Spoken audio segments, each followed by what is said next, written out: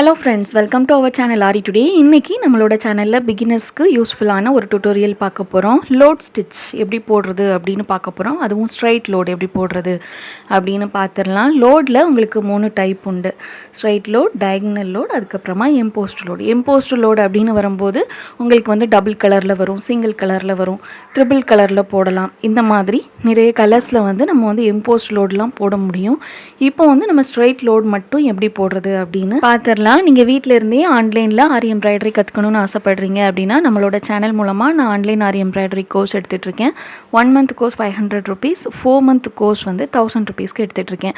உங்களுக்கு வந்து pre recorded video கிளாஸாக இருக்கும் கண்டிப்பாக. அதனால் உங்களோட ஃப்ரீ டைமில் வந்து நீங்கள் ஒர்க் அவுட் பண்ணிக்க முடியும். உங்களுக்கு என்ன டைம் கிடைக்குதோ அந்த டைமில் வந்து நீங்கள் வந்து தாராளமாக ஒர்க் அவுட் பண்ணி நீங்கள் வந்து டவுட்ஸ்லாம் வந்து கிளாரிஃபை பண்ணிக்க முடியும். அது மட்டும் இல்லாமல் வீடியோ கிளாஸாக இருக்கிறதுனால உங்களுக்கு லைஃப் டைமுக்கும் நீங்கள் அந்த வீடியோஸ் வச்சு உங்களுக்கு என்ன டவுட்னாலும் நீங்கள் பார்த்துக்கலாம். இன்னும் ஏதாவது உங்களுக்கு டவுட் இருக்குது அப்படின்னா மேலே தெரிகிற வாட்ஸ்அப் நம்பருக்கு வந்து மெசேஜ் பண்ணுங்கள்.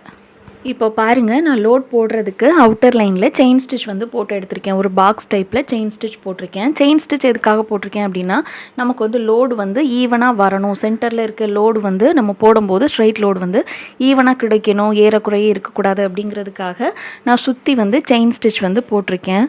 அந்த சென்டரில் இருக்க கேப் வந்து ஒரு 1/2 inch இருக்க மாதிரி பார்த்துக்கோங்க. 1/2 inch வச்சு நான் வந்து ஒரு 3 to 4 inches வரைக்கும் ஸ்ட்ரைட் லைனில் வந்து நான் உங்களுக்கு சொல்லி தரப்போகிறேன். ஓகேவா? சுற்றி வந்து இதே மாதிரி நீங்கள் பாக்ஸ் போட்டுக்கோங்க. சரியில் போட்டிருக்கேன். சில்க் த்ரெட் வச்சு நம்ம எப்படி இந்த ஸ்ட்ரைட் லோடு போடுறது அப்படின்னு நம்ம பார்த்துடலாம். இப்போ வந்து ஃபஸ்ட்டு நான் எடுத்திருக்க நீடில் வந்து நார்மல் அயன் நீடில். இப்போ என்ன பண்ண போகிறேன் அப்படின்னா ஃபஸ்ட்டு பேக் செயின் போடணும். பேக் செயின் போடுறதுக்கு அந்த பாக்ஸுக்கு உள்ளே இருந்து நான் த்ரெட்டை வந்து வெளியே எடுக்கிறேன். நல்லா கவனிங்க. பாக்ஸுக்கு உள்ளே இருந்து பேக் செயின் போடுறதுக்கு த்ரெட் வந்து வெளியே எடுக்கிறேன். நல்லா ஒட்டி எடுத்திருக்கேன். ஓகேவா? குட்டி லாக் வந்து நம்ம போடுவோம். குட்டி லாக் வந்து ரொம்ப சின்னதாக இருக்கணும். நீடில் இன்சர்ட் பண்ணி எடுக்கிற அளவு தான் இருக்கணும். இப்போ பாருங்கள், பாக்ஸுக்கு வெளியே வந்து பேக் செயின் போடுறேன். ஓகேவா? உள்ளேருந்து நீடில் எடுத்து த்ரெட் எடுத்து வெளியே வந்து பேக் ஸ்டிச் போட்டிருக்கேன்.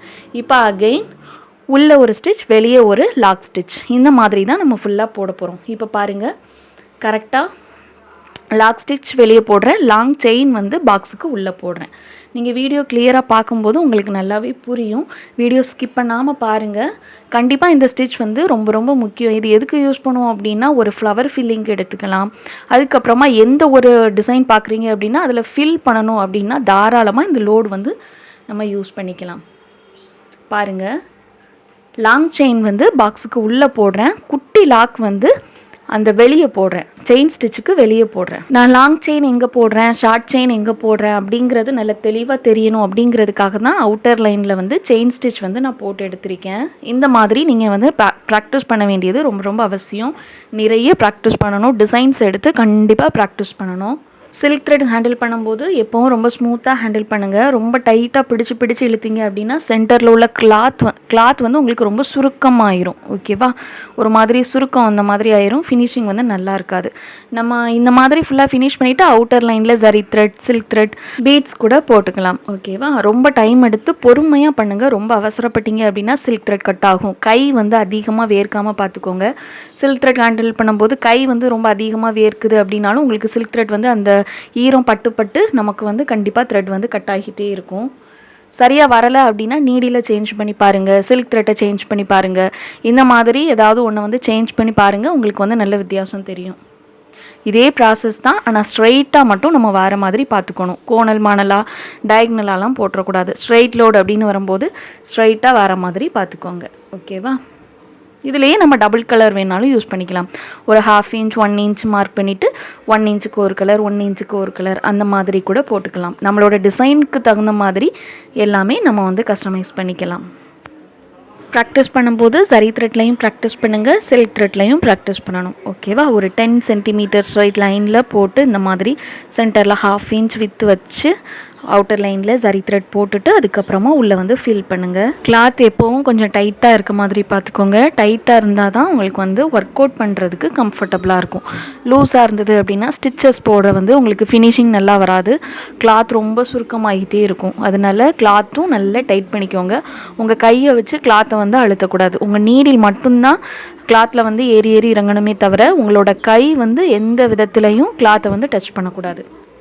இதெல்லாம் நிறைய டிப்ஸ் பற்றின வீடியோ வந்து நம்மளோட சேனலில் இருக்குது. டெஸ்கிரிப்ஷனில் லிங்க் தரேன், செக் பண்ணிக்கோங்க. அது மட்டும் இல்லாமல் நம்மக்கிட்ட மெட்டீரியல் கிட்டு கூட அவைலபிளாக இருக்குது. ஃப்ரேம், ஸ்டாண்டு, கிளாத் உட்பட எல்லா மெட்டீரியலும் 1000 ருபீஸ் கிட்டில் வரும்.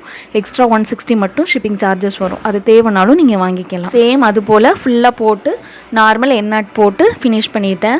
இப்போ அதுக்கப்புறமா அவுட்டர் லைனில் மோத்தி பீட் போட்டிருக்கேன். ஓகேவா, மோத்தி பீட் போட்டு ஃபினிஷ் பண்ணியிருக்கேன். இது மாதிரி நீங்களும் ப்ராக்டிஸ் பண்ணுங்கள். பின்ட்ரெஸ்ட்லலாம் நிறைய சர்ச் பண்ணுங்கள். நமக்கு வந்து இந்த ஸ்ட்ரைட் லோடு யூஸ் பண்ணி எந்த மாதிரி டிசைன் பண்ணலாம் அப்படிங்கிறத பார்த்து அதுபடி கண்டிப்பாக ஒரு டிசைன் வந்து எடுத்து பண்ணுங்கள். இந்த வீடியோ யூஸ்ஃபுல்லாக இருந்தது அப்படின்னா கண்டிப்பாக லைக் பண்ணுங்கள்.